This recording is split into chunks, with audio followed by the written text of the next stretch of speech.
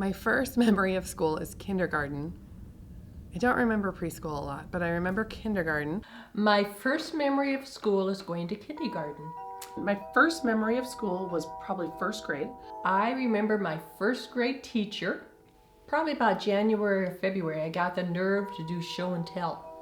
And so I got up in front of the class and I said, I learned how to whistle.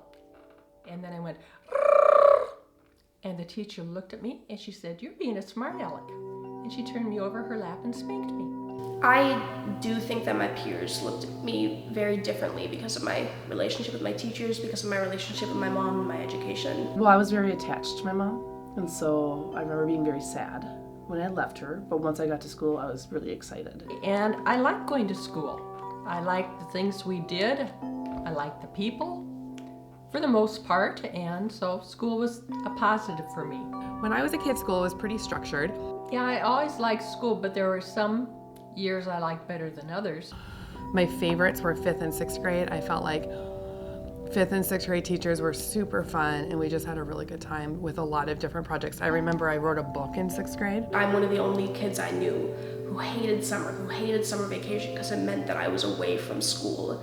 It was really focused a whole lot on reading and math. I don't remember doing a lot of writing. I think school is much more intense than it was when I went to school. I am very different than my siblings. I have some learning disabilities. I'm dyslexic, and I struggled in school. And so, whereas my sister, she would get in trouble if she got an A- on something because they thought she didn't try. If I got a B, they all celebrated. And so I think that may be one of the reasons I didn't want to go into teaching right away. Sometimes it made me feel like I was kind of dumb because we celebrated when I got a lower grade. I come from a lineage of teachers. My mom was a teacher, my grandma's a teacher, most of my aunts and uncles and grand-aunts and uncles are teachers. My relationship with my mother growing up, I think, was fairly positive.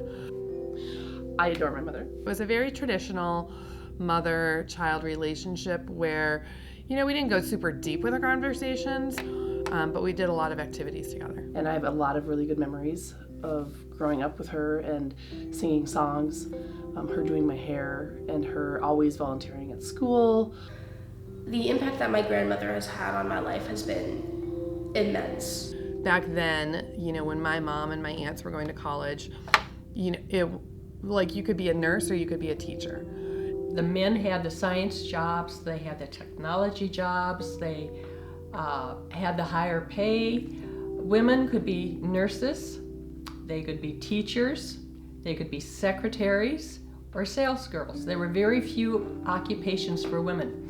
We always knew there was a value of going to school and a value of college. We were all going to go to college. It was never a choice. And we didn't even think about it. We knew we were going to go to college. Yeah, I did go to college because I wanted more. My mom would come home and she would grade papers every night. And she's cares so much about her family that she even now at 70 some years of age will stay awake at night worrying if her grandkids are home from their activities.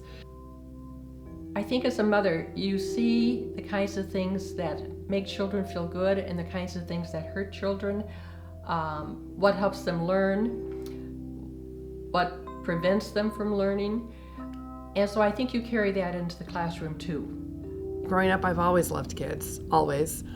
And I decided that being a teacher would be where my heart is. I'd always loved children. I liked babysitting, I liked being with them. I helped in different organizations with the children.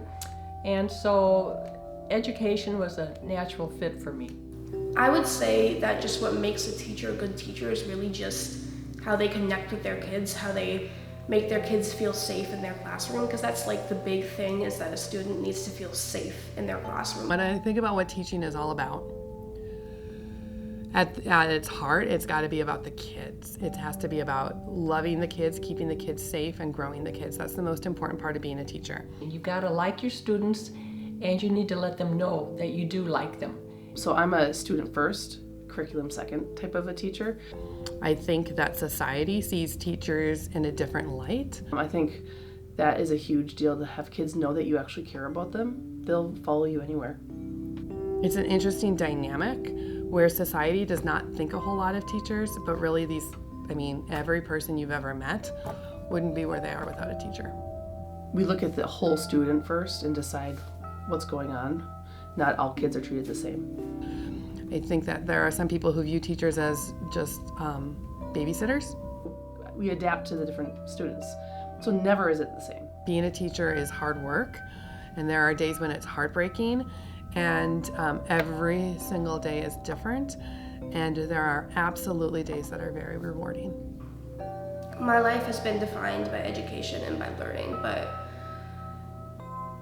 I'm proud of that, and I'm proud of the people who got me there.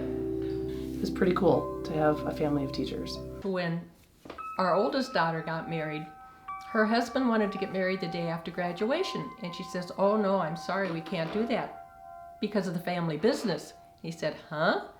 And she said, "Well, you know, most of my family are teachers, and they aren't done with school, so we can't get married then."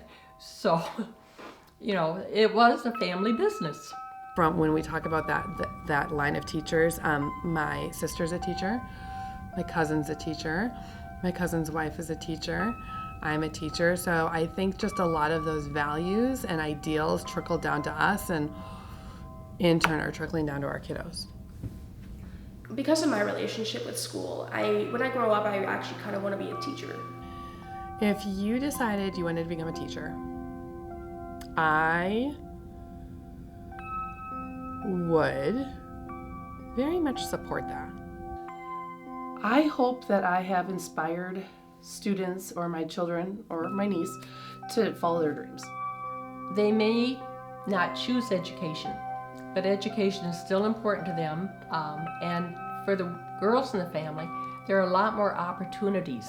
So if my daughters wanted to go into education, I think that'd be great, as long as that's something they wanted and they were passionate about it. So you don't have to be just a mother, a nurse, or a teacher. You can go into forensic science. You can go into medicine. You can go into teaching. You can go into library science. There's so many opportunities out there. The exciting thing is, you know, when my mom was growing up, it was like you became a teacher and that's what you were, right? There wasn't a lot of opportunity to change and shift jobs.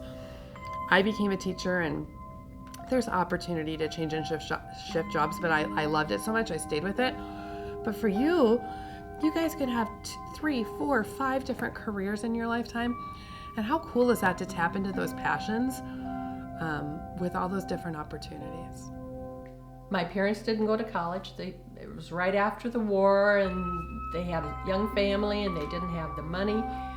So Sandy went to college, and then I thought, yep, I think I better do that too. It's like a tree.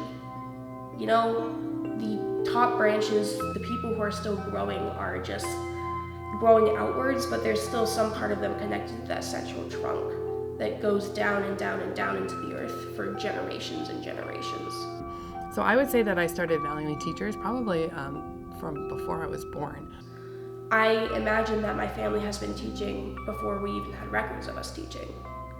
Right? Like that's just the culture of our family, is that teachers are hard workers and teachers should be respected and valued. So in the future, I really hope and think that education will just be a place where kids get to feel safe. I think teaching is a pendulum. It kind of swings back and forth. There's no crystal ball. You can't see the future. I mean, with everything coming out the way it is, with the fears that this generation has about the future, you know, climate change, economic stuff, the classroom is a place where students can feel safe, where they can process those issues in a place with their peers and they don't have to feel judged for it.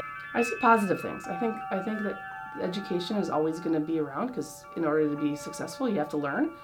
If I were to walk into a classroom 100, 200 years from now, I would still see students talking and working together and reading and solving complex math problems. So that's my hope for the future.